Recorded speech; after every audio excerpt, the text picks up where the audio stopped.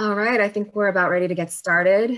Welcome everyone to Asian Americans Advancing Justice and CRAC's joint teach-in webinar on federal advocacy around Southeast Asian deportations. My name is Tiffany W. Chang. I am the Director of Community Engagement at AAJC. Just a couple of quick housekeeping items before we get started. This webinar is recorded and will be available on our website and after the meeting. We ask that you use the Q&A or chat functions to if any questions come to mind, and we'll get to them towards the end of the session. We'll reserve about 10 to 15 minutes to answer any questions you might have about the policy. And for now, this is going to be just a pretty top line overview of what's going on around federal advocacy around our Southeast Asian refugee communities and what we can do to support them, and legislation that we can help to uplift to make sure that we have a racially equitable and racial justice framework for our immigration system and the policies that we are advancing. So one thing that I'd love for everyone to do is to go ahead and rename themselves in your window with your pronouns. Feel free to introduce yourself in the chat with where you're calling in from, where you're joining us from, your organization or affiliation, if relevant. And I'm going to go ahead and introduce some of our speakers.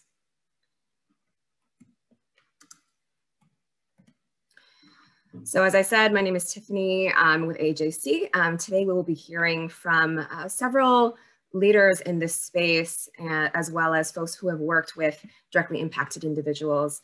My colleague Daishi Miguel Tanaka, Nari Rath from CRAC, and Phi Nguyen from our affiliate in Atlanta.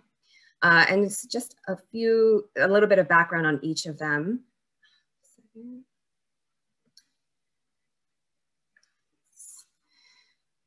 And our colleague Megan Asaheb, who many of you have worked with, will be joining us later. So let's start with Daishi. Daishi Miguel Tanaka is an undocumented Filipino-Japanese American and the Immigration Policy Associate at Advancing Justice AAJC.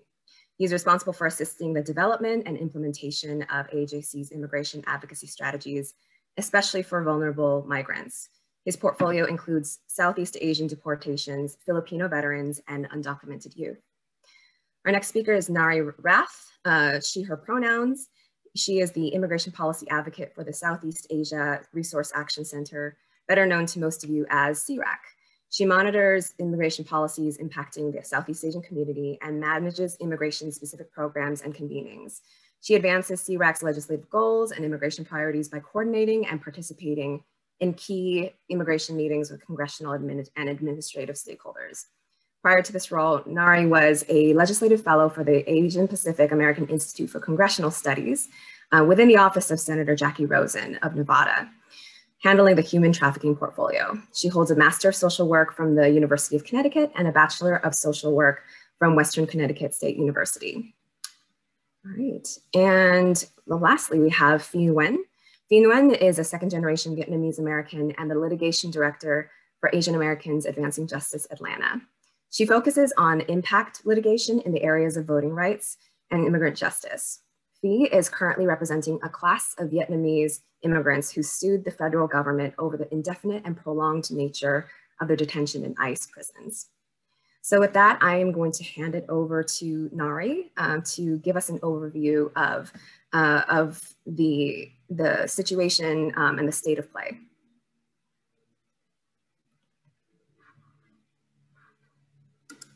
Hi everyone, thank you so much. And like Tiffany said, my name is Nari Rath, pronounced she, her, and I'm the immigration policy advocate at CRAC. A little bit of background about CRAC. We are a national civil rights organization that empowers Cambodian, Malaysian, Vietnamese, and American communities to create a socially just and equitable society.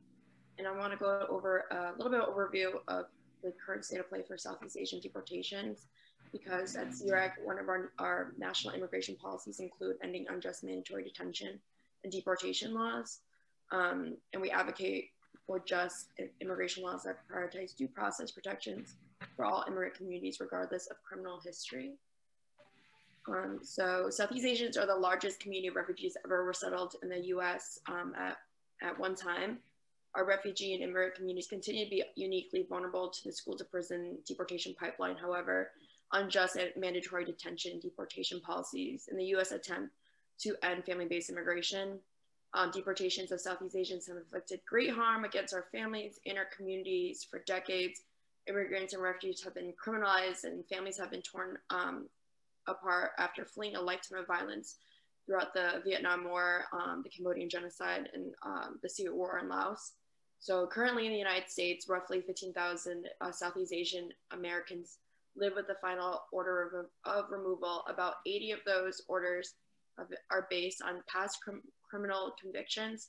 So most of those criminal convictions could be from, since there's no statute of limitation that exists currently, those criminal convictions could be as long as decades ago to a few months ago.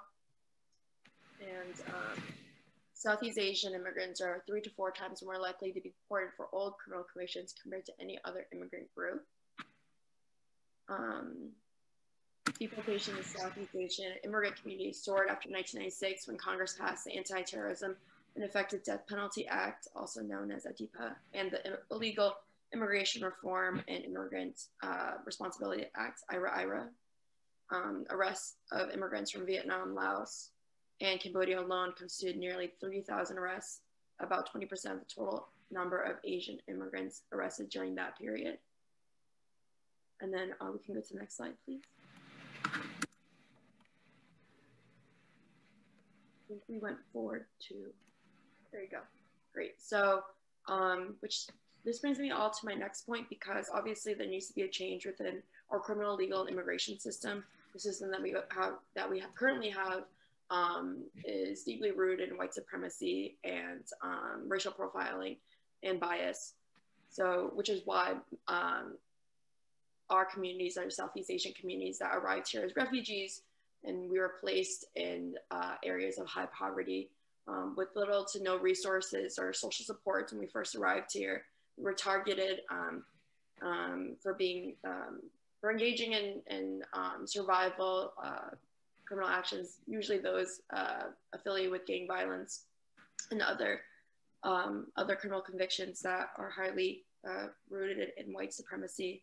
So we obviously need a new way forward, and that is why the New Way Forward Act was introduced by Representatives Chuy Garcia, Karen Bass, Jayapal, and Ayanna Pressley, because they understood that we needed a change in our immigration system and criminal legal system. So the New Way Forward is a blueprint for writing racism out of our immigration laws that complements all legislative proposals. It will restore fundamental principles of due process and compassion to an immigration system that we know is cruel and abusive. So some of the things that it's going to do, we're gonna run through them. And first, it would restore vital due process and protect people from arbitrary abuses. So currently in the immigration system right now, an immigration cannot consider a person's total circumstances and their different, who they are, how long have they been here, do they have family here, do they have children in the United States, are they business owners, are they contributing members to our society? Judges cannot currently do that, but with the New Way Forward Act, it would change that, and they would immigration judges would have the power to ensure they remain with their families. Community members should be able to move forward with their lives without fear that an old offense could lead to deportation many years later. You can go to the next slide. So, so the New Way Forward Act would also push back on mass incarceration. We know that we need to end mandatory detention and ban for-profit immigration jails. And we can go to the next slide, which I think that I'm going to hand off to my colleague, Fee. I actually think she was going to go in depth into the last slide. I apologize if we want to go back to that one. Can everyone hear me okay? Great. I did want to dive a little bit deeper into the way that our current immigration law helps to perpetuate mass incarceration of immigrants. Under current law, then first of all, we have a very large immigration detention network. In the fiscal year of 2019, ICE detained over 500,000 immigrants across the country in a sprawling carceral system that includes over 200 jails and prisons.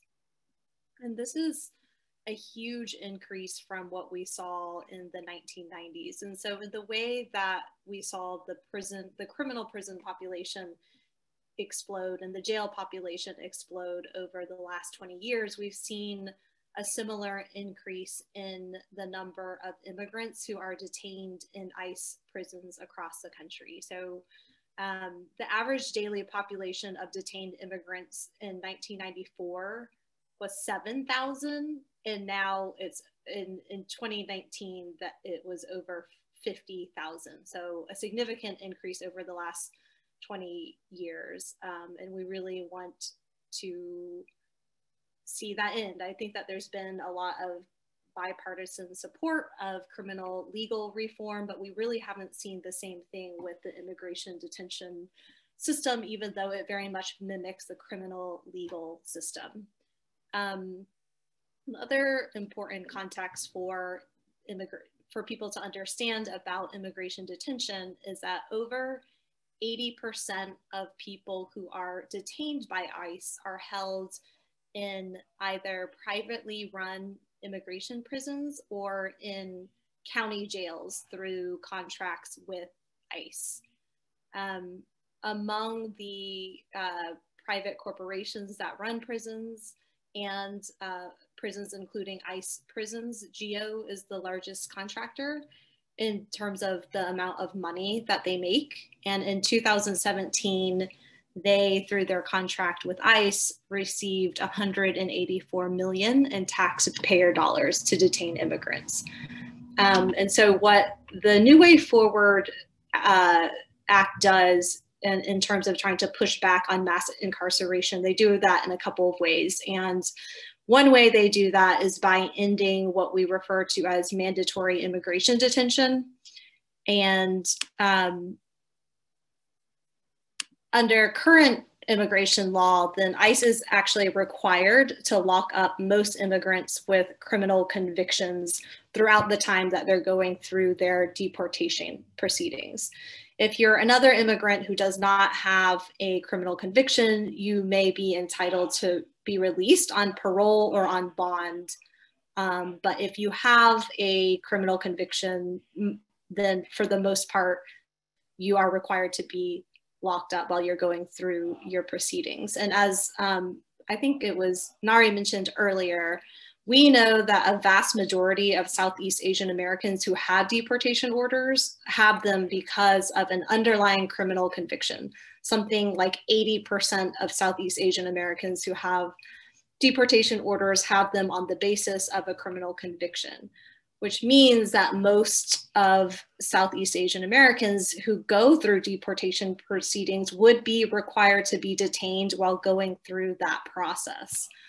And this is important, obviously, for a number of different reasons. There's obviously the psychological, emotional, physical, and financial harm that flows not only to the person who is incarcerated, but also to their family. But there's also a significant legal impact. And the reason why is immigrants who are detained, first of all, a lot of these ICE prisons are in remote locations where people are isolated and cut off from the outside world, and it makes it much harder for them to obtain legal counsel to help them go through a deportation proceeding. And if the data shows, and it's not surprising, that if an immigrant goes through a deportation proceeding without an attorney, they are much more likely to lose their case. And so ending mandatory detention would not only obviously ensure that people don't have to go through the trauma of being incarcerated, but it would also have a substantive impact on their immigration cases as well. The New Way Forward Act proposes to end mandatory detention and make all immigrants eligible for potential release while they're going through their immigration proceedings, regardless of what criminal convictions they might have. And then the other way that the bill pushes back on mass incarceration is it would phase out the use of county jails and private prisons to hold immigrants for ICE. So what that does is it gets rid of the profit motive that prison companies and local governments might have to hold immigrants. So think about the way that local law enforcement is now contracting with ICE to actually help them carry out immigration enforcement. And so if they're both acting in some capacities as immigration officers and also holding people in the county jail system, then it really does present a financial motive for local governments to detain immigrants. And so by getting rid of that profit motive, then there hopefully is, that's a step in the right direction in terms of ending this huge incarceration system. And then the other thing with ending the use of county jails and private prisons to hold immigrants is that, I mean, ICE actually does have, or DHS does have standards of detention. They're broken a lot of times, but the data shows that there is a lack of oversight and accountability, specifically when they're trying to hold private prisons and county jails to those internal standards that they have. I think we can go to the next slide. Sorry, one more back. Thank you. One of the other things that our current law does and that contributes to mass incarceration of immigrants is it currently criminalizes migration through these two provisions in the law, 8 USC section 1325 and 1326. And so what these laws do is if you're a person who crosses the US border without authority, regardless of the reason, it could be to seek safety, freedom, opportunity, to reunite with your family, you can be prosecuted for a federal crime and go to prison.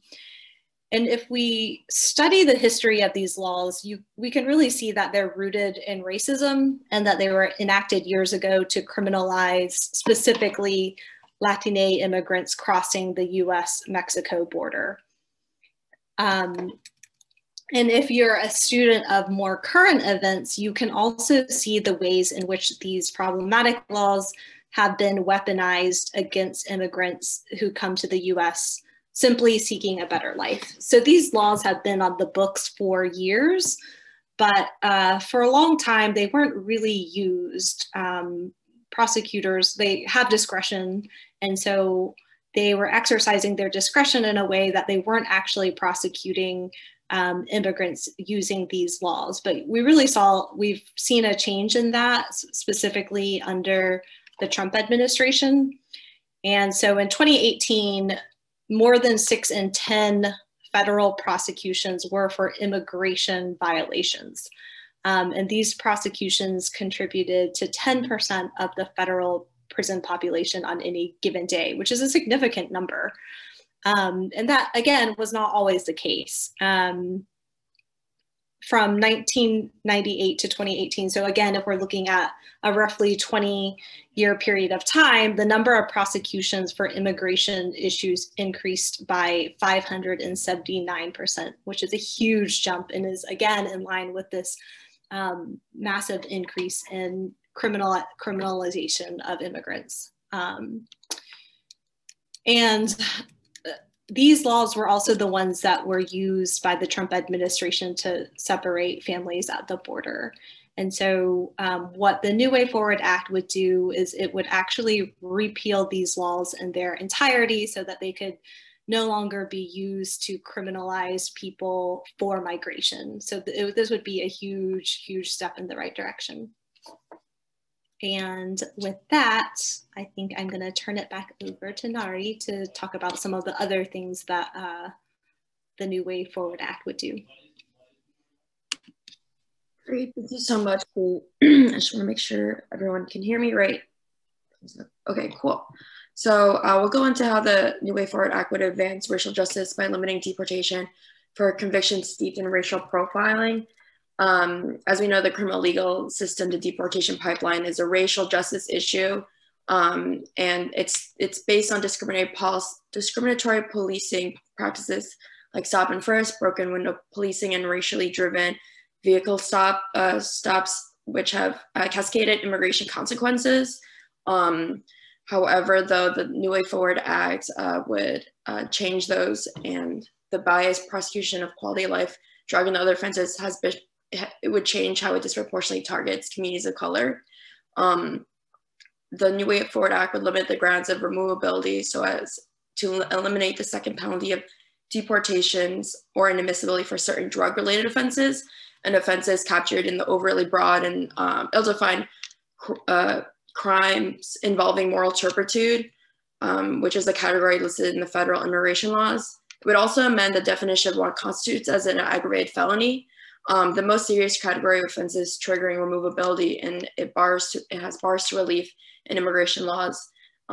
It would be changed to more appropriately reflect the severity of the term by limiting the category to convictions where the underlying offense is a felony with a term of imprisonment of 5 years or more imposed.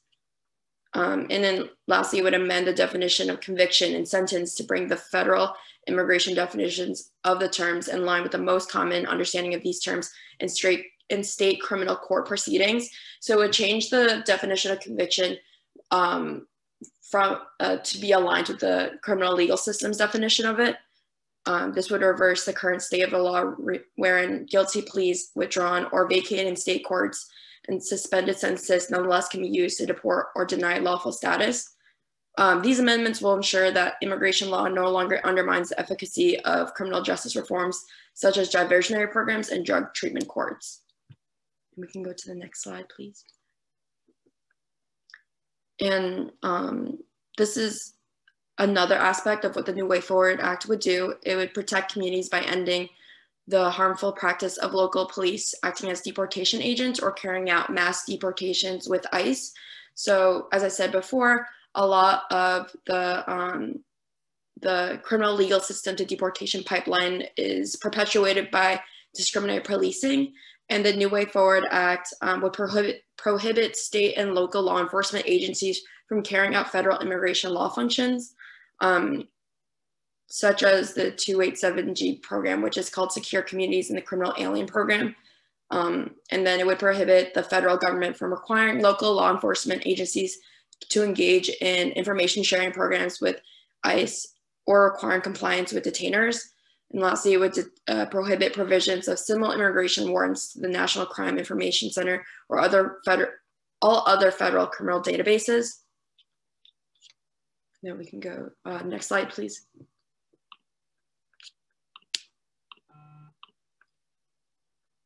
And then lastly, the New Way Forward Act would allow people previously or deported the opportunity to come home. And as we know right now, there is no pathway for those that have been deported to come home and have their cases reopened. This is particularly important for the Southeast Asian community because for families that are impacted by deportation, they suffer the economic impact that resulted from a loss of income, legal fees, and the cost of living apart from a family member or a partner. Families spend thousands of dollars at once or one or multiple lawyers, even when fees did not guarantee any progress in the courts. For Southeast Asian women in particular, they witnessed what little income they had left disappear in form of transportation expenses to visit their spouses in detention centers, expensive phone calls to the detained family member, healthcare costs due to losing insurance from their spouse's employer, and therapy for the unrelenting toll on their mental health. In the majority of cases, detention stripped away a parent from children, leaving another spouse to endure a twofold struggle. they both have to deal with fighting the deportation case while emotionally providing for their children and other family members, which is absolutely not fair. In the absence of a family member, Southeast Asian women stepped in with additional caregiving roles for which they were often unprepared for. Being reunited with their deported loved ones means financial stability for many Southeast Asian American families. And the New Way Forward Act would create a pathway for people to be able to return to their families and communities in the United States. So another aspect is, like, as we know from the history that I gave in the beginning about the overview of the Southeast Asian community, a lot of these communities are low income. They are of low socioeconomic status. They don't have the resources, the funds to be able to travel back to, or travel to Southeast Asian countries like Cambodia, Laos, and Vietnam in order to visit their deported loved one. And a lot of times the trauma inflicted by these countries, such as Laos, folks are resistant or hesitant to want to go visit their loved ones because their fear of political persecution and the corruption that the government still have in Southeast Asia. And so the New Way Forward Act would fortunately be able to create a pathway for folks to reopen their cases. This doesn't mean that everyone is going to be able to, automatically come back, but this will automatically allow the Department of Homeland Security to reopen people's cases, and the responsibility will still be on the immigrant to prove that they can return back to the United States if the New Way Forward Act were enacted at the time of their deportation. And we can go forward. All right, thank you so much, Nari and Fee, on the New Way Forward policy. I hope everyone can hear me okay. And thank you everyone for tuning in today. Before we jump into the advocacy strategy for the bill at large, I want to touch on some of the asks for the Biden administration that really intersect with Southeast Asian deportations. The most important is that we really want to push back, right, against against the executive branch on immigration enforcement broadly, and specifically really pushing back against prosecutorial discretionary policies. So basically, we want to stop the prioritization of enforcement against people who may be removable, but evidence show no inadmissible or removable offense committed within the last 5 years, or that rehabilitation has taken place following any admissible or the removable offense conviction, or potential post-conviction or similar relief that may render an individual non-removable. So, and then now I'll bounce back to Nari for the visa sanctions. Oh, can we go back? There we go. Saishi. Yeah, so I can go into the current state of play on what's happening with visa sanctions in Laos. So currently 1.4 million Asian community members are waiting to reunite with their families in the United States, including over 200,000 individuals from Vietnam, 9,000 from Cambodia, and 2,000 from Laos. Some of these individuals have been in the visa backlog for over a decade and now face an even longer delay in reuniting with their families. This is due to following a 2018 sanction on non-immigrant visas by the Trump administration. It was an unprecedented move that made Laos one of a few countries to ever be hit with a second round of visa sanctions. And since 1998, more than 4,500 community members from Laos have been issued deportation orders to Laos. Of that number, there have been over 200 deportations, with more than 4,300 still living in fear and in limbo in the United States. As the only Southeast Asian country with no repatriation agreement with the United States in place, Laos has been able to keep its deportation numbers relatively low compared to Vietnam and Cambodia. As a result, thousands of Lao, Hmong, Luman, Khmer, and other ethnic minorities with community members with deportation orders have lived in the United States for decades and served their time. Many were building their lives post-incarceration, having children, setting roots and changing their lives since their convictions. But however, these visa sanctions have the potential to further the shift of the deportation landscape for Lao, Hmong, and other Lao minority community members with deportation orders. Last year, it was reported that the Lao government had made a verbal agreement with the United States to deport more individuals annually And despite this proposed compromise, the Trump administration has it proceeded with its threat to limit immigration. And then now we know that with the Biden administration, we're hoping that we're going to have more conversations with the Laos Embassy, Department of Homeland Security, to discuss what these agreements would look like and possibly lifting those sanctions. And then looking at different avenues, for example, CREC and AAJC, with over 150 Southeast Asia or AAPI groups sent a letter to the Biden administration asking for them to lift the sanctions on Cambodia and Laos. And we can go forward. Okay, thank you, Nari. So just like before, in the initial introduction, the long-term goal is to build enough support to pass this bill. This is exactly where we need to be at, and Congress should start thinking about immigration enforcement in this way. Now, but the existing political reality is that the passage is, it seems unlikely in this Congress, right, where we would need 60 Senate votes to pass the filibuster. So currently, the strategy, what we would find to be success, right, is that the New Way Forward Act would serve as a benchmark for a Congress member's position on immigration enforcement. So that is, if a Congress member is informed of the issues and supports this bill, it would really decrease the chances that they would support, any legislation or any negotiations to really allow for the criminalization of immigrants moving forward. Now, specifically, we would see efforts to add, new criminalization language to legalization bills, and educating members on New Way Forward really helps defend against their support for these addition of criminalization language.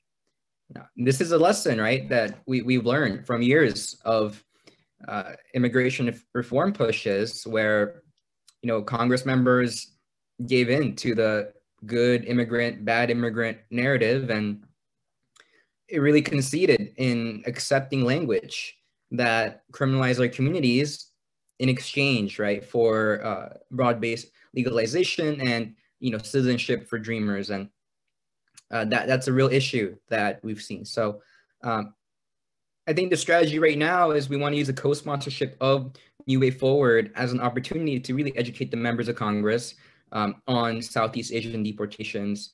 And once they have committed to the bill, it will be a lot easier to get them to quickly sign on to letters to the administration and really push back against the administration as enforcement policies and practices. All right, so now next slide, please.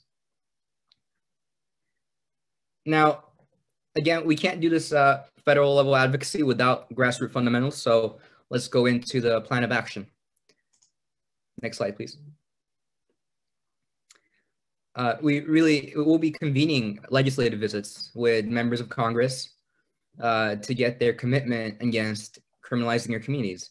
We would really appreciate you and your organization's support in making sure that real impacted voices are directly heard by the offices of the Congress members. And again, as always, we really can't do this work without local voices and thoughts. So Joyce will be sending out the form below, and it would be really fantastic to have you all share it with your networks for volunteers and participants.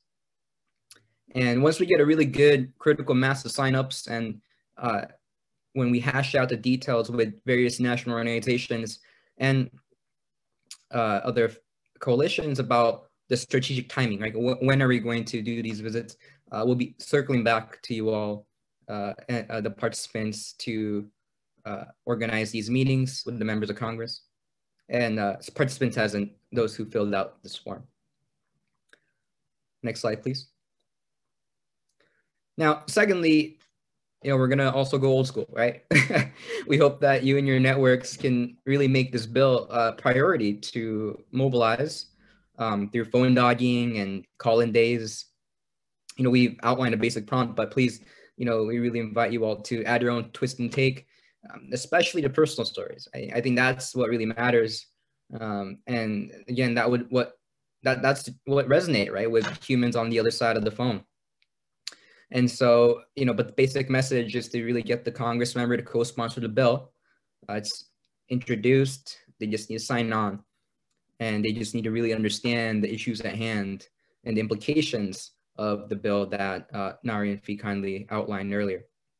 Now, to do that, it would be really helpful to know who already signed on, of course, and who hasn't. So next slide, please. So here are some resources for the Act to gain more information on the New Way Forward Act. Some of y'all, all of this may be familiar, some of it may be new. We'll be sending out the doc to the attendees, sending out the deck to the attendees after the call as well. So you can fully access these resources. And if you can click on the second link of the current list of co-sponsors, you will see that, you can see if your member of Congress is a co-sponsor already. And this slide also has the virtual press conference that introduced the bill, led by Congressman Chuy Garcia, a backgrounder on the bill, and some of the real-world implications of the deportations outlined on that backgrounder, and also just a section by section of the document of the bill, outlining the policies that we discussed. And again, you could feel free to translate it into more digestible language as needed, based on what you feel is best for your constituencies. On an administration side, CRAC and we're also attaching CRAC and Advancing Justice's letter to Biden regarding the Southeast Asian deportations, and we've been able to get quite a good number of signatories, and you can check it out there. And that was sent out last month. All right, next, thank you. So here's our contact information. Please feel free to reach out to us with any questions about the policy, the advocacy strategy, and etc. And I'll turn it over to Tiffany. Thank you so much to all of our panelists. We are now going to move into the Q&A section. I see that there are several questions already in the chat or in the Q&A field. So the first question that I'm going to read out is from Kathy, and her question is, will New Way Forward policy rescind Title 42, which has under Biden-Harris over 1,000 have been deported to Haiti, Jamaica, Mauritania, Central and South America, according to Witness at the Border. And for that, I believe, Megan, I'm going to kick it over to Megan. Everybody, I'm Megan Esahab, Director of Immigration Advocacy at Asian Americans Advancing Justice, AAJC. On that question, we are also very concerned about these Title 42 expulsions. It's not something that is addressed in the New Way Forward Act, partly because it became an issue after the bill was written. I think it's a good flag that we could talk to the co-sponsors about including a repeal of Title 42. I think the more pressing issue there is that President Biden could stop the Title 42 expulsions. And just, sorry, for everyone, so you understand, Title 42 is health related. And so it allows, because CDC has issued orders about the pandemic, it allows the administration to give zero due process to people, anyone coming to our borders.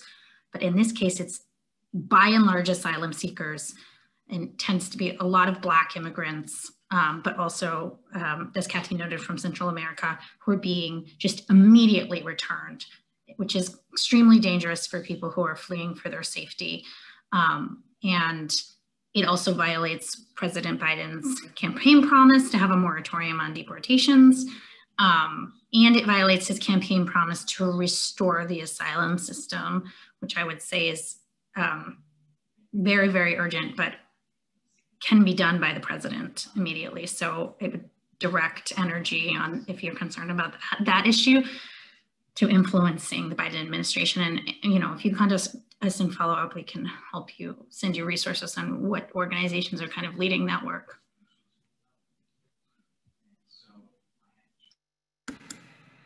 Great, thank you, Megan. Our next question is, how would this bill affect the Southeast Asian community who have already been deported to Cambodia, Laos, and Vietnam?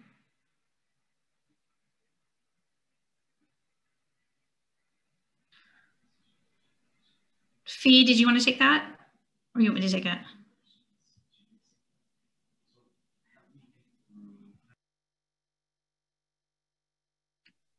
You could take it. Sorry, I had to unmute myself. It's okay. Or Nari, because there's a right to return in the bill. I don't know if you want to say more about it, Nari, but there is. Yeah, I can touch on it a little bit. Yeah, we did talk about the right to return a few slides ago, and I can go in more depth about that. So the bill's last section in its text would allow for those that have been previously deported to reopen their cases to be considered. However, though the non-citizen or the immigrants, the burden would still be on them to prove that they would not be deemed deportable if the New Way Forward Act had been enacted when they were deported. But then also it changes the aggravated felony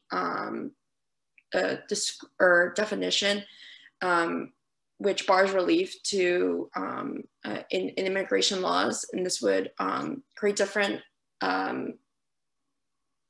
like the 3, 10, and permanent bars for those that have been deported. So those that have been deported would not be subject to those.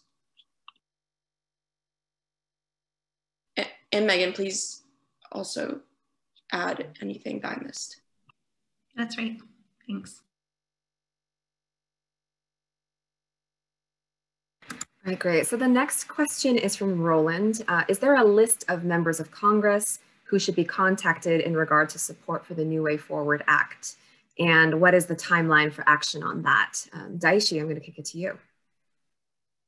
Great, thank you, Roland, for that question. It's a great question. And so let me just preface that by saying that, because the purpose of the advocacy, in addition to getting as many co-sponsors as we can get, is an education piece. We would love for mobilization and to everyone, right, that's not already co-sponsored. So I've sent out the link to the attendees for the congress.gov that outlines who already signed on. And I think in terms of just like more priority targets, we can really think about that and communicate that with our volunteers about and mobilize our volunteers in that regard. And in terms of time for action, I think I think that's a greater discussion that we need to have about the right timing, because there's a lot of different dependencies about, when it's the right time. Is there something enforcement related that's happening that we could hop on and say, we're going to mobilize at this moment, and planning a week of action is still in progress. So I hope to be in touch about that. So short answer, we'd love to get everyone who hasn't co-sponsored. We're still figuring out our advocacy priorities and the timing on the week of action.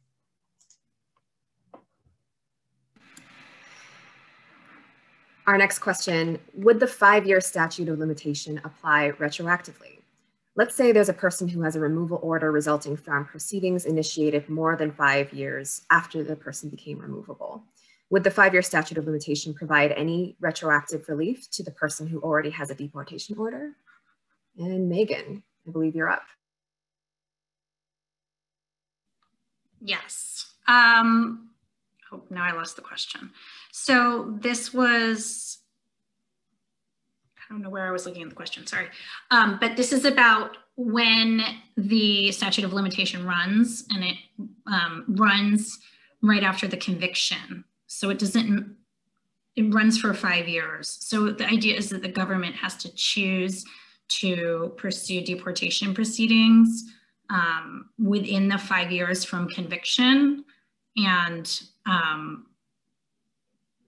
then if they don't choose to pursue, deportation proceedings after that 5 years, they no longer can do that.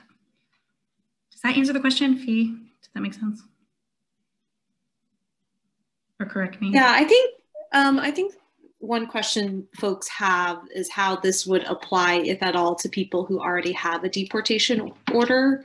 I think most people understand it prospectively. So if this were passed and somebody got a criminal conviction, that would make them deportable, but the federal government failed to initiate removal proceedings within 5 years, then they would basically not be able to do it after that time, because that 5-year period, like their ability to do that would expire.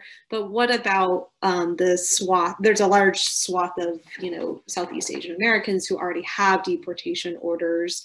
And some of those orders resulted from proceedings that were likely initiated after 5 years from the date of their criminal conviction. So if that's the case, does this bill provide any relief to that person who already has a deportation order? Got you. So I think people with open proceedings, I believe, where they pursued the deportation after the 5 years would then be able to get their case administratively closed. But I think people with final orders would have to reopen their case and petition to reopen. And so there might be a matter of discretion. But that's a really good question. We'll have to double check that on the law. I know that there's also the waivers, deportability waivers. And so people could petition to reopen their case and get their criminal conviction waived, but we'll have to check on retroactivity. Sorry about that. I lost the question for a second, but then I saw it again.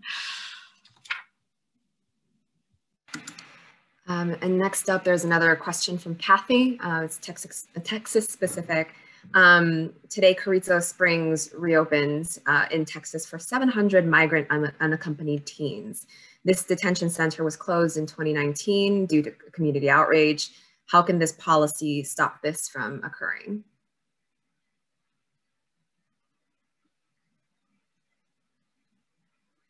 So I'm not, sure if Fee has ideas. That's not my area of expertise, either unaccompanied minors or detention. Our engagement in Asian Americans Advancing Justice, AAGC, we are opposed to immigrant detention, and we mostly work on that through tracking the federal budget and seeking for the government to lower the funding for detention and to create more robust protections. Like this bill is more like doing addressed towards that, ending mandatory detention and having protections in the leftover detention facilities. So it's not sort of at the local level for us, but we could try to follow up with organizations who are working more closely on the unaccompanied minor issue or on local detention.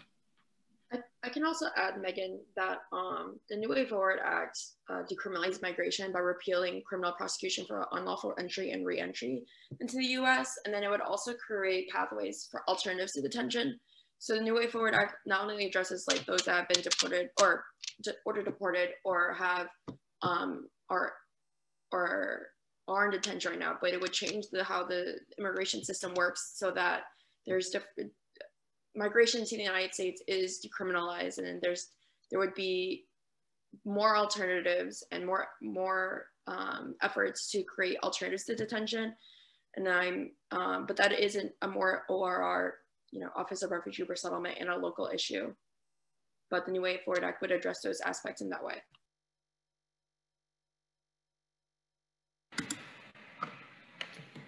Great. And then our next question is from Benjamin Ramos. Thank you so much for your question, Ben.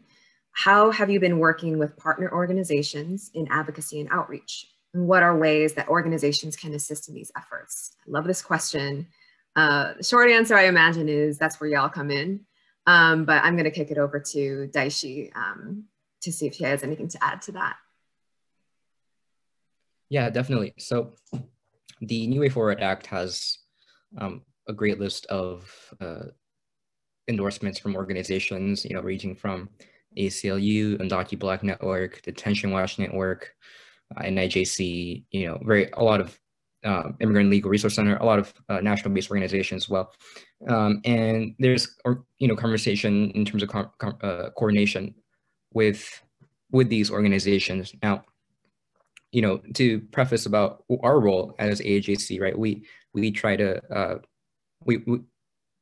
what we love about this is how it really stops the harm that enforcement has on our Southeast Asian communities. And so, what we want to do is, so that's kind of the angle that we provide, right? Like, we want to activate and mobilize community organizations who work around these issues with our Asian American, Southeast Asian American communities as well.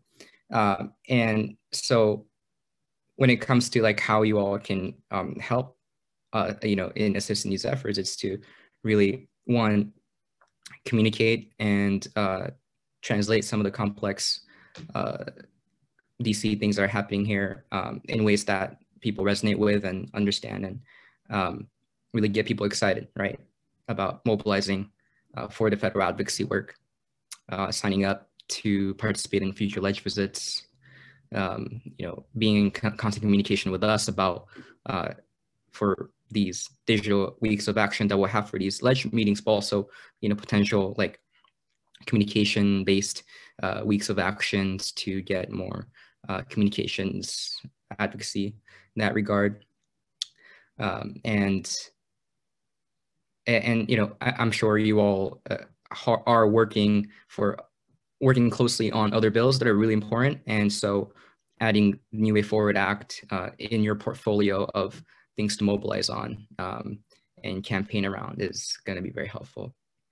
And so again, we are talking with other national organizations about the strategy and advocacy, and each organization is doing their outreach, and we specialize in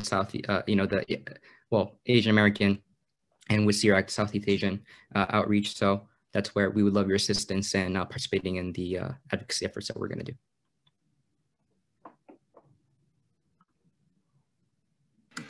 Great. And then I think we have time for one more question, and that would be, besides shaming detention centers and contacting our representatives about our disapproval of detention centers, what kinds of advocacy can folks do around these centers? I can take that question, and anyone else can also jump in too if you want to provide more context.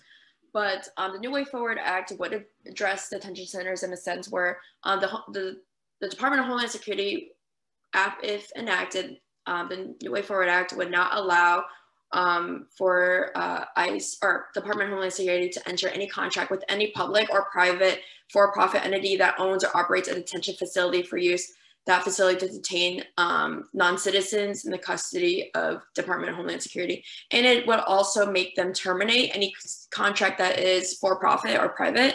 In addition, the New Way Forward Act, I said this a little bit earlier, it would create alternatives for detention. And the way that it would create it would be,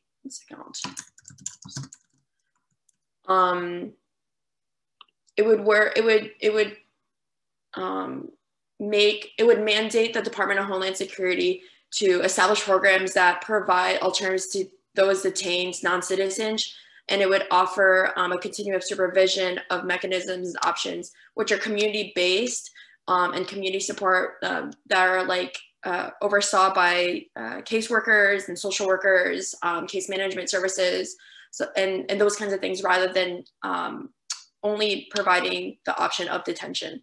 And I would also like to add, though, that I know that it seems that sometimes the only advocacy avenue is to reach out to your members of Congress, but I do want to emphasize how important that is, especially for those that are in communities where detention centers are near them or in their states or in their communities, and they're seeing that impacts immigrants in their communities and making them vulnerable, and they're getting attacked and being put in these detention centers because those are in your communities, and our money, our tax dollars goes into the federal government, which funds those detention centers. So it's particularly important to let your members of Congress know that you and those in your communities, your neighbors, the people that pay taxes, that pay their salaries, that you don't approve of those detention facilities, and that our money and our tax dollars should be going to something else, like alternatives for detention, such as community-based organizations that help non-citizens and immigrants restore their lives and get the services they need to live with human dignity and respect and compassion.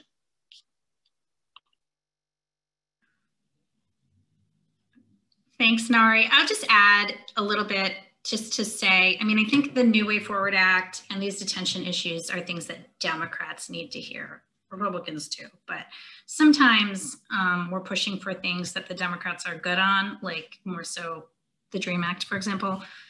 And, you know, just so depending where you live, and sometimes you may feel, well, I live, all my elected officials are Democrats, but Democrats need to hear from constituents on these criminalization issues because they're not good on it, and on these detention issues. So just say it's worth, you know, meeting with them, establishing relationships with the offices, which as Daishi mentioned, he can facilitate. The other thing to say is that, back up what Nari said, is some states are doing state level bills to prevent. So Maryland, where I live, has a state level bill pending in the Maryland legislature to also prevent these private prisons, to stop state and local jails from taking federal money to detain immigrants. And I know New York is looking at that. I think there's a few other states, but like if you're more of a state legislative person,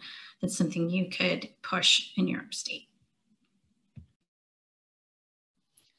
I just want to add one more thing to that as well, especially as we talk about drilling down into establishing relationships with local policymakers and looking in your own communities at what, you know, city council or even county elections officials might be able to do within their jurisdictions. So for example, so I live in Atlanta, and the City of Atlanta jail had a contract with ICE to house immigrant detainees at our city jail.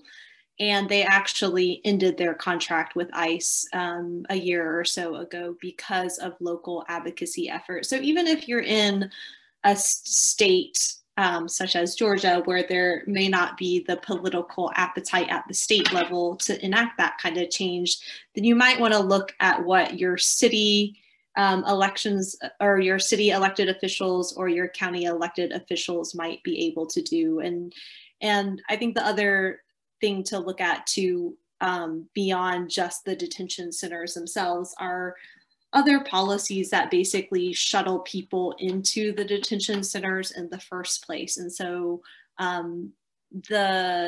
this bill addresses the 287G programs, which are basically programs that allow ICE officers to contract with local law enforcement and basically deputize local law enforcement to carry out immigration enforcement.